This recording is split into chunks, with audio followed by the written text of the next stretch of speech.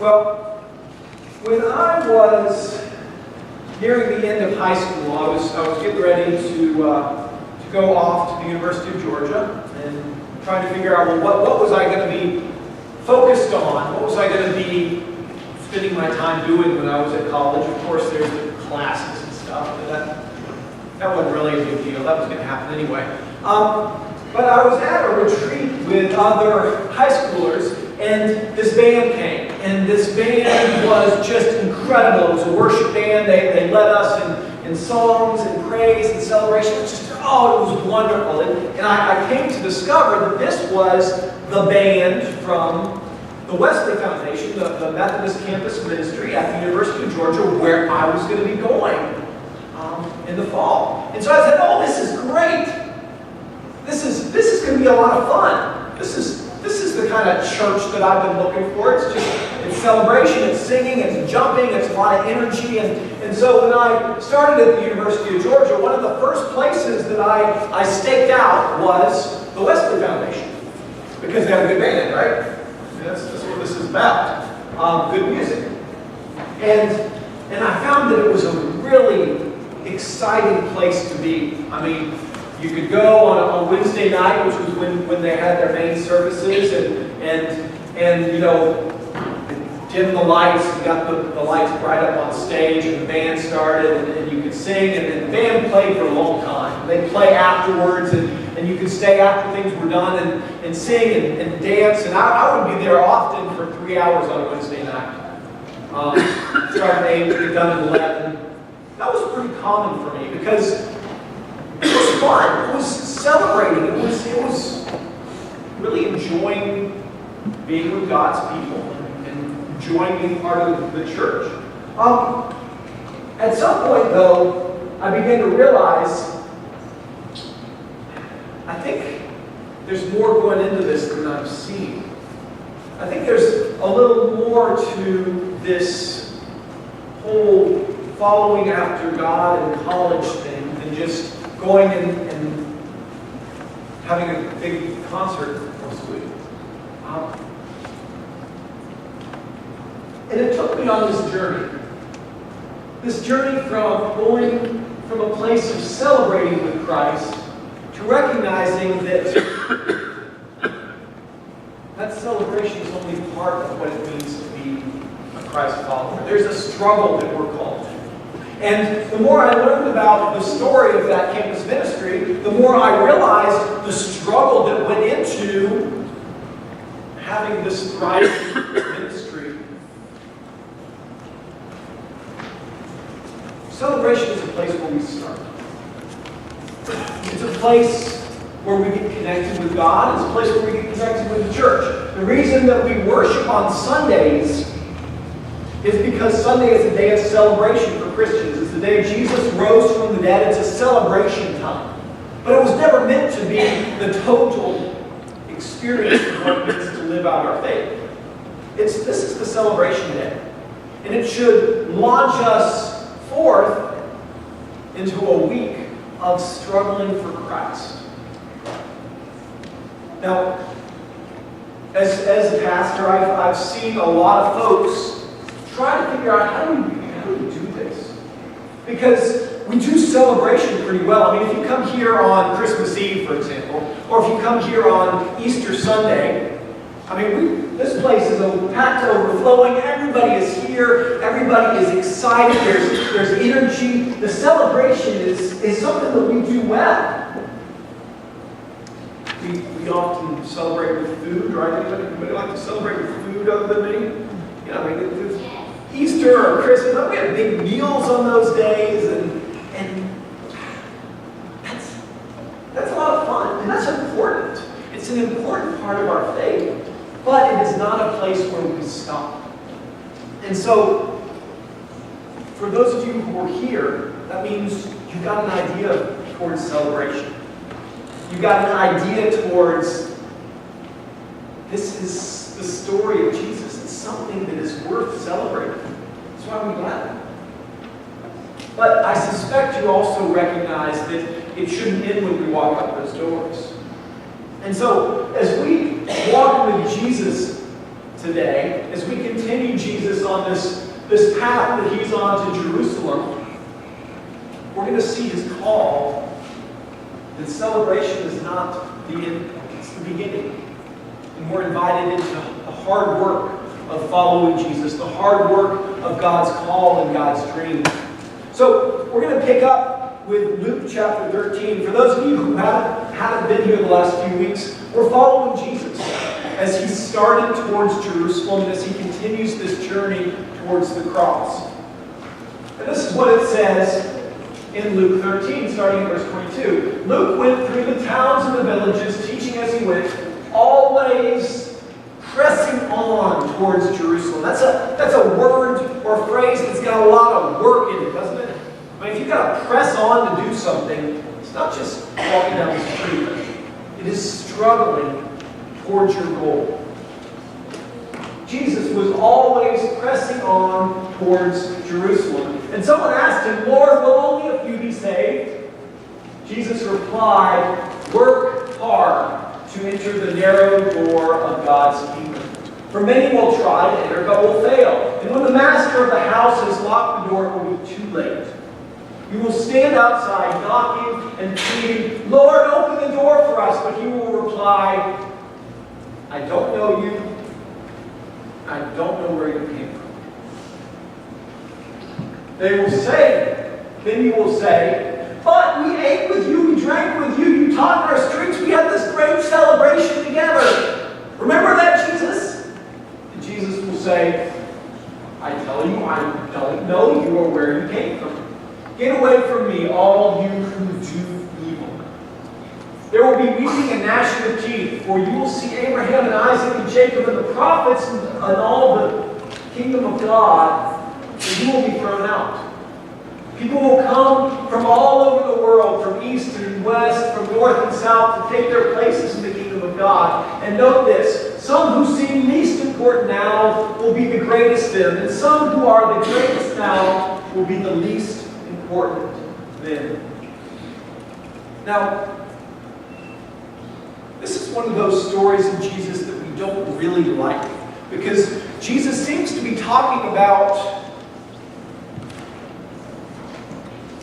there being something that we actually really need to do in order to walk with him, in order to be a part of God's kingdom. There is a certain way that we need to live our lives. And he spells it out in a couple different ways. First of all, he says you need to work hard to enter the kingdom of God. And he compares those who work hard with those who do evil. Now, as we're getting ready to send this mission team out, this is a great Sunday for us to be talking about this, because there are a lot of ways that we work hard for our faith. There's a lot of things that we do, and the folks who are going to be out in Danville this week are going to do a number of them for Christ. You can saw wood and put a nail and put in a screw for Christ. And that is certainly part of working hard for God. I actually want to look at a different side of this morning, though. Because Jesus invites us to work hard, but specifically to those who have not worked hard, he says this. He says, I didn't know you. I didn't know you. And there's a kind of work that God invites us to that helps us to know Jesus. It helps us to connect with Jesus in addition to being the work of the kingdom of God. And that work is prayer. That work is investing ourselves and pouring ourselves out as people of prayer. Believe it or not, that is probably the most important work that we can do for the kingdom of God. That is the kind of struggle that we are invited to. And so when we hear these words that we need to struggle beside Christ, a big part of that is struggling in prayer. Bringing to God those concerns that are on our hearts in prayer again and again and again, because as we bring them to God in prayer, God works. God changes things. God impacts the world as we pray. So, let me bring you back to my experience in college with the Wesley Foundation, once I discovered that you actually needed work to go into this thing that was this thriving campus ministry, I began hearing the stories about how 10 years before they had had a thriving campus ministry of 30, and a new campus minister had come in and he rapidly grew it to 20. Anybody catch that? That was always how he talked about it. He said he grew it to 20 very quickly. But those 20 people were committed to this work of prayer. They truly believed that God wanted to call college students to follow Jesus. And they believed that God had called them to be those who prayed that into being. And so I loved talking with that bunch because they had graduated a few years before. They'd be around every now and then. And they would talk about the nights when they would climb up on the roof. And because when you're in college, you like climbing on the roofs. They would climb up on the roof and they would pray on the roof of that building all night long, asking that God would pour out the Spirit, raise up a new generation of college students who would follow Jesus. And they prayed, and they prayed, and they prayed, and the 20 grew to 15, and they prayed, and they prayed, and eventually, God started doing things in response to that work. And people started getting excited about following Jesus, and the celebration started to come as people did the hard work of prayer. Now, while I was there, they had just finished building a new building that seated 500, and we popped out the walls of that, and we have since moved down to the largest facility on campus. They've got about 1,000 kids every week, college kids who come to worship. But they're very clear, even to this day, that the only reason that happens is because there are people who do the work of prayer. And struggle in prayer with God. You want to see a grumpy group of college kids, see the 6 a.m. prayer meeting, but college kids are dragging themselves there because they know that the work of prayer is what sustains that ministry. Now, this is how Paul talks about struggling. This is a passage some of you may know that talks about the armor of God. But we often stop reading before he gets into the real struggle that we're called to. So Paul says this. He says, "Be strong in the Lord and in God's mighty power. Put on all of God's armor so that you will be able to stand firm against the strategies of the devil. We are not fighting against flesh and blood enemies, but against evil rulers, against authorities of the unseen world, against mighty powers in this dark world, against evil spirits in the heavenly places. Therefore, put on every piece of God's armor, so that you will be able to resist the enemy at the time of evil. And then after the battle, you will still be standing firm. Stand your ground, putting on the belt of truth and the body armor of God's righteousness. For shoes, put on the peace that comes from the good news, so that you will be fully prepared. In addition to all these, hold up the shield of faith to stop the fiery arrows of the devil. Put on the helmet, put on salvation as your helmet, and take the sword of the Spirit, which is the Word of God." So this is picturing Christians as people dressed for battle. You notice all this is just getting dressed. This isn't any action yet. This is shoes and belt and breastplate and your shield and your sword. And all right, you're ready to go now, right? So now Paul's going to tell us what we're going to do now that we've got all of. Oh, the helmet, right? We need the helmet and the shoes. Now Paul's going to tell us what we do once we get all this on. You ready? Pray. Pray in the Spirit at all times and on every occasion. Stay alert and be persistent in your prayers for believers everywhere. This persistent word. This is the work hard, the struggle word. Stay alert and persist in your prayers for all believers everywhere. And pray for me too. Ask God to give me the right words so I can boldly explain God's mysterious plan. And the good news is for Jews and Gentile alike. I am in chains now, still preaching the this message as God's ambassador. So you put on all of these things, you prepare for this battle, and then you pray. And then you pray. And then you persist in prayer. And you keep on praying and focusing in prayer. And what I found when we think about how prayer connects to this call and this dream that God puts in our hearts is once we have had our hearts set on the things of God and we start praying for them, we find that it's really hard to stop.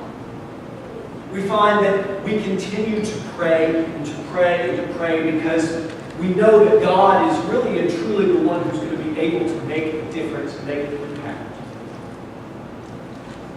God is the one who's going to be able to truly change things, truly bring about God's whole dream. And so, as we think about what it means to struggle, we got another instruction to pray. I missed this one. Pray that I will keep speaking boldly as I should. As we think about what it means, we start with this celebration, but then to struggle. What is it that matters to you enough? You're willing to bring it to God in prayer. You bring it back to God in prayer. You bring it to God again in prayer. That you're willing to struggle in how you live. Maybe you're willing to go nail a nail or put a screw in a board. You're willing to do the work, but also to struggle in prayer. Say, God, this matters. And I want to see your dream come to pass. Now, I mentioned at the beginning of worship that we have this offering page. I want you to take out your offering page right now. And there's a spot up here that says, write or draw something you are praying for. And we're going to pause, and I want you all to write your dream down and make a commitment this week. I'm not going to make you commit for the next month, or the next 3 months, or the next year, but this week, at least once every day, to pray for that thing that is on your heart. We just collected money for school supplies. Maybe it has something to do with the students. They're going to be going back to school. We've got a group going to help those whose homes are in need of repair. Maybe it has something to do with housing. We've got a strong food ministry here. Maybe it has something to do with those who are hungry.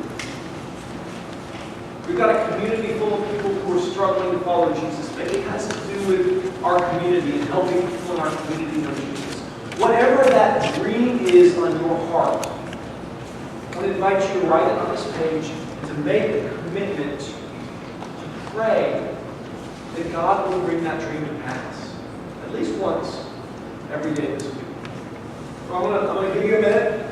Think about that. I'm going to write that down on your offering.